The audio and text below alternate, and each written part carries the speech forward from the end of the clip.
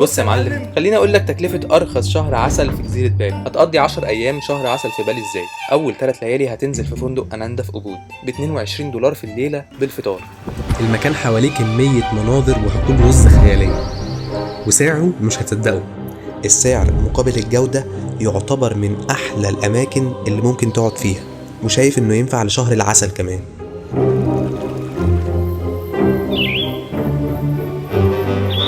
من احلى ارخص مكان لقيته في بالي. ده الفيو، بصوا الفندق تحت فيه البول ورايس تيراسز في كل حته. دي الغرفه وده المنظر من الغرفه. بس خليني في الأول أعرفك على منطقة أبود اللي موجود فيها الفندق. أبود دي منطقة في وسط بالي، وهي واحدة من أجمل الأماكن هناك وأشهرهم. معروفة بالمساحات الضخمة من حقول الرز والنخل والطبيعة المبهرة، وهي العاصمة الثقافية للجزيرة، وهتلاقي فيها الصفاء الريفي. هتاخد منك 40 دقيقة سواقة لو جاي من السواحل الجنوبية، والطريق طبعا خيالي. المدينة نفسها روحانية جدا، وهتحس بكده في الناس اللي عايشين هناك. دايما مولعين بخور، فريحة المدينة جميلة. وبيهتموا بالعبادات والصلاة بشكل كبير، فطول الوقت في مراسم للعبادات في الشوارع. الشوارع جميلة والمشي فيها ممتع وبيديك إحساس أوروبي. خليني أوريكم كمان بعضا من الأماكن اللي تقدروا تزوروها لو رحتوا أبود. طبعا غابة القرود دي عبارة عن غابة ضخمة عايش فيها قرود برية، والناس بتخش تلف في الغابة وتتفرج عليهم في بيئتهم الطبيعية وتتفاعل معاهم بشكل كبير كمان. بس في شوية قوانين لازم تاخد بالك منها. الاكياس البلاستيك، لو في بلاستيك بيحاولوا ياخدوه. هو طلع على شنطتي يقول لك ما ينفعش تبص في عينيه يهاجم عليك. اي كونتاكت، ولا تلمس الصغيرين ولا تاكلهم ولا تديهم بلاستيك.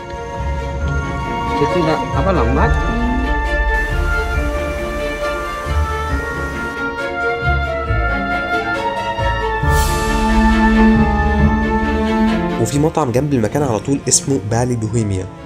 مطعم أكله حلو جدا وأسعاره معقولة. هسيب لكم أسعار الأماكن كلها في أول كومنت. تاني أشهر مكان لازم تزوره وما ينفعش يتفوت هي حقول تيكالالانج، ودي أشهر حقول رز موجودة في بالي. المنظر وهمي بالذات لو صورتها على الشروق. غير إن المكان مليان سوينجز بتبص على الحقول دي، بقى هتكون من أجمل التجارب اللي ممكن تعملها هناك. الارتفاع مع المنظر اداني شعور ما حسيتش بيه قبل كده. لازم تبقوا عاملين حسابكم ان ابود بتحب المطره، فممكن الشمس تكون طالعه عالي جدا وبعديها ب3 دقايق بالظبط يحصل الدمكو ده كله. المنظرين حلوين. حوالين حقول الرز تقدر تاكل في مطاعم كتير جدا وكلها مفتوحة على المنظر. الوصول لكل الأماكن دي سهل بالسكوتر، والسواقة هناك من الحاجات الممتعة اللي هتعملها لأن الطرق نفسها رحلة. تالت حاجة لازم تعملها إنك تزور شلال من كمية الشلالات اللي موجودة هناك. وإحنا في الطريق لشلال تيبومانا اضطرينا نقف من جمال الطريق عشان نتصور. خليني أفرجكم على المكان. الطريق وسط النخل عامل عمق جميل، والمحليين شكلهم وهم بيجمعوا محصول الرز أجمل. طلعنا بعديها على الشلال. الشلال دخوله كان $1، وأحلى حاجة إنه 20 دقيقة بس من سنتر أبود، فبتروح وترجع من غير أي تعب. كلها اماكن رايقه وقريبه من الاقامه. تكلفه الانشطه دي مش هتعدي $10 للفردين.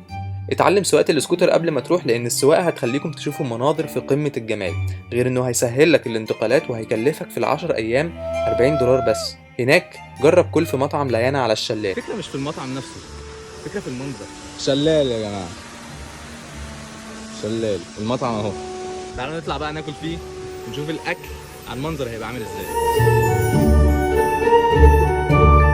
تخيل تاكل في مطعم على المنظر ده، وتخيل الأسعار كام. متوسط سعر الوجبات في المطعم $2.50. متخيلين الرقم مقابل المنظر؟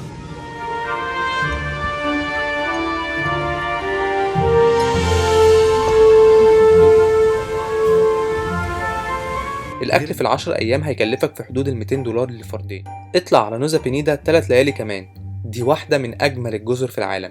تكلفة المركب هتكون $40 رايح جاي. هتزور فيهم شط كالين كينج، أجمل شط على وجه الأرض، وبروكين بيتش وإنجل بيلابونج، كلها أماكن جنب بعض. ويوم تزور فيه الدايموند بيتش وتتصور عند التري هاوس. الدخول للأماكن دي بتكاليف رمزية، وهتكون من أجمل الأماكن اللي هتزورها. آخر أيام ليك انزل في منطقة أولواتو، فندق ذا باندي هيل ب$30 في الليلة. ريح في الفندق وكل في مطاعم على الهضاب زي ريتشوال. ممكن تجربوا ركوب الامواج وتستمتع بالغروب على الشواطئ قبل ما ترجع. وكده تكلفة 10 ايام شهر عسل ب $500 تقريبا للفردين، غير تذكرة الطيران اللي بتكون في حدود $500 للفرد ذهاب وعودة لو من مصر. يعني اجمالي شهر العسل $1500. اشوفكم في الفيديو الجاي، سلام.